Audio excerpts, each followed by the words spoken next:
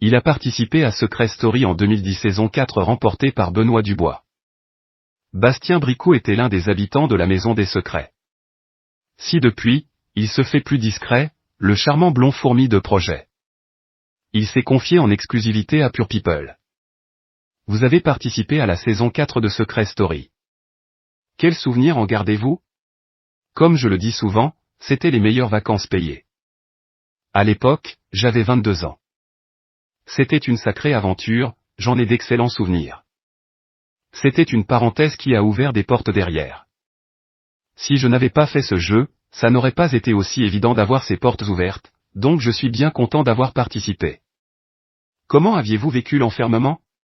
Ça s'est fait en plusieurs étapes. Au début, on est dans une euphorie. Tout est propice à ce qu'on ne sente pas l'enfermement.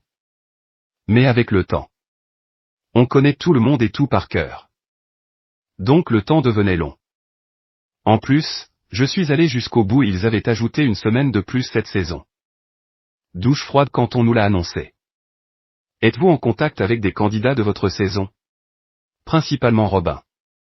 C'est devenu un super ami. On essaie de se voir quand on peut et on prend régulièrement des nouvelles l'un de l'autre.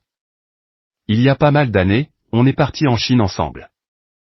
On s'est revus dernièrement au Portugal. J'ai aussi des contacts avec Stéphanie et John. Votre secret était « Je suis mentaliste ». D'où cette passion est-elle née? À l'âge de 16 ans, j'ai commencé à me passionner pour les sciences du comportement, surtout sur le fonctionnement du cerveau. J'ai commencé par le mentalisme de spectacle. J'adorais l'idée d'essayer de trouver des espèces de trucs pour un peu entrer dans la tête des gens pour faire des tours. Je suis vite tombé sur des livres qui parlaient d'hypnose et de PNL, programmation neurolinguistique, et j'ai commencé à être fasciné par tout ça. Que le bouquin soit intéressant ou pas, il fallait que je le lise pour apprendre. Comme j'étais à l'internat à l'époque, ça me permettait d'expérimenter sur mes collègues de chambrée, si je puis dire. Êtes-vous toujours mentaliste aujourd'hui? Pas du tout. J'ai eu un cabinet d'hypnothérapie et de psychothérapie jusqu'en 2013.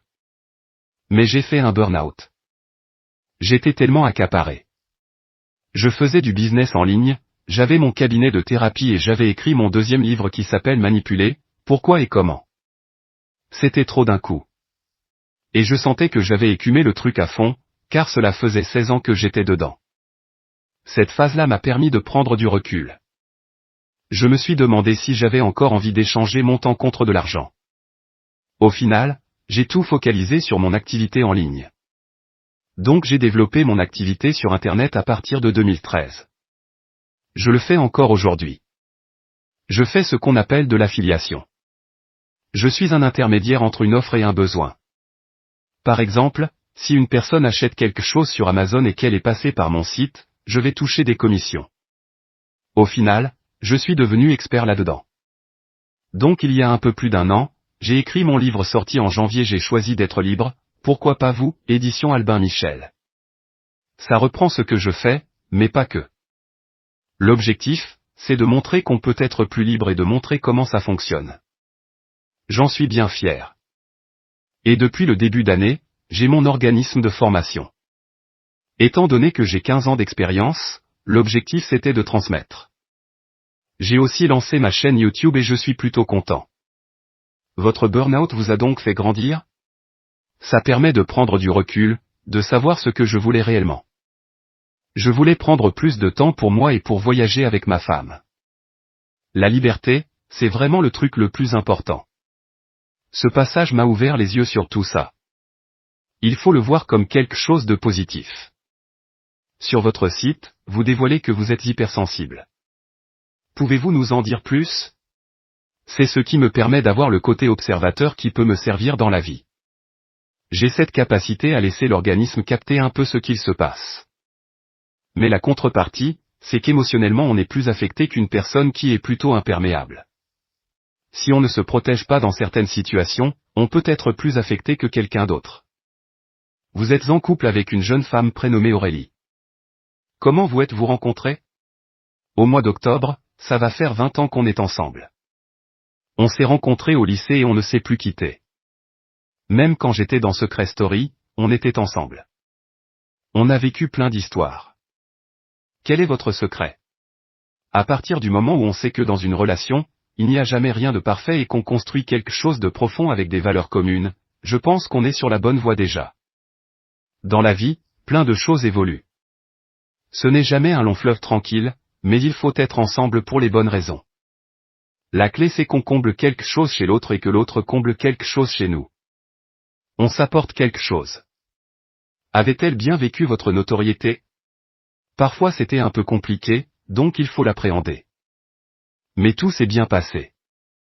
À l'époque, c'était surtout un peu compliqué dans la rue. J'étais souvent arrêté et elle se transformait en photographe officiel. Parfois elle me regardait avec des yeux du genre, il faut vraiment qu'on y aille, je n'en peux plus de rire. Quand on en reparle, ça nous fait sourire. Vous avez beaucoup voyagé tous les deux. Quel a été votre voyage le plus marquant? C'est trop difficile, je dois avoir fait environ 45 pays. Il y a des endroits qui nous ont marqués pour plein de raisons différentes. On a vu l'extrême pauvreté, on a vu des paysages incroyablement beaux. Aux Philippines par exemple, on avait fait une espèce de croisière. On s'est retrouvé au milieu d'îles vierges de monde. On dormait à la belle étoile sur des îles paradisiaques où il n'y avait personne. On a fait 1000 trucs. Quand on bouge, on prend le temps. On reste un mois dans le pays. Avez-vous connu une mésaventure qui vous restera à jamais en tête? On s'est retrouvé dans les émeutes au Sri Lanka quand le pays était complètement endetté. Il n'y avait plus d'électricité ni rien. On a vécu 2 tremblements de terre aussi, le dernier énorme qu'il y a eu à Hawaï en 2018 et un au Pérou en pleine nuit. Ma femme était à peine réveillée, moi j'étais en panique. Elle m'a dit que ça allait passer alors que tout le monde était dehors. C'était 6,2 sur l'échelle de Richter et celui d'Hawaï était à plus de 7. Le plus impressionnant, c'était les répliques. Ça bouge tout le temps. Il y avait de la lave partout, des hélicoptères, des camions. On recevait des messages d'alerte disant de quitter rapidement la zone. Vous vous êtes marié et avez accueilli le 8 décembre 2023 votre premier enfant. Un garçon prénommé Clovis. Comment a-t-il changé votre vie? Waouh, ça a tout changé. Pendant la grossesse, on se fait des idées sur tout. On essaie de se préparer mais en fait, on n'est jamais prêt. Et on doit accepter d'apprendre un nouveau rôle dans notre vie. La seule chose que l'on peut faire, c'est de faire de notre mieux. Ça bouleverse une vie, c'est difficile de trouver les mots. Mais c'est trop bien. Même si nos nuits ne sont pas complètes, on s'en fout parce que le reste est trop bien. On voit l'évolution, les interactions sont de plus en plus nombreuses. C'est chouette. Quel genre de papa êtes-vous? Un papa gaga. J'ai déjà envie de le trimballer partout avec moi. L'an prochain, on va passer un mois au Texas. J'ai envie de le voir avec un petit chapeau de cow-boy, qu'il puisse kiffer avec nous. J'ai hâte que tous ces vaccins soient faits et qu'on puisse en profiter. On sait que l'arrivée d'un bébé peut avoir un impact sur le couple. Est-ce votre cas? Non, ça va. Ça va faire 20 ans qu'on est ensemble donc, même s'il y a un gros changement, on se connaît par cœur. Ça ne change rien du tout. Quels sont vos projets? Faire découvrir le plus de pays à mon fils. Qu'il ait cette appétence pour la découverte, qu'il voit d'autres cultures. Au niveau professionnel, de continuer à développer mon activité. Et je prends beaucoup de plaisir à enseigner, à partager mon savoir. Mon objectif, c'est que plein d'autres réussissent dans cette voie.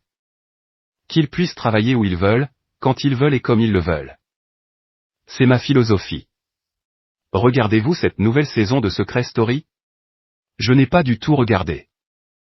Je n'ai rien contre l'émission ou les candidats, mais ça fait 14 ans que je l'ai faite, je suis passé à autre chose. J'ai d'autres intérêts. Et je pense qu'à l'époque, l'émission n'était pas tout à fait la même. Il n'y avait pas les réseaux sociaux comme aujourd'hui. Il y avait plus de spontanéité.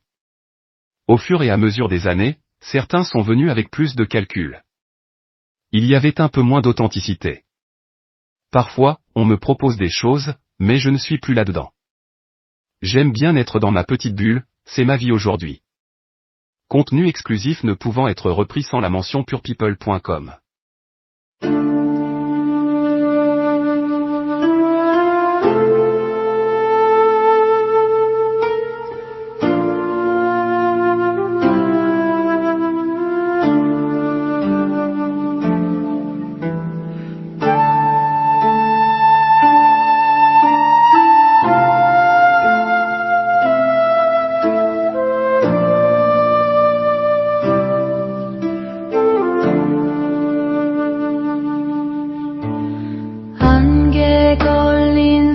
자라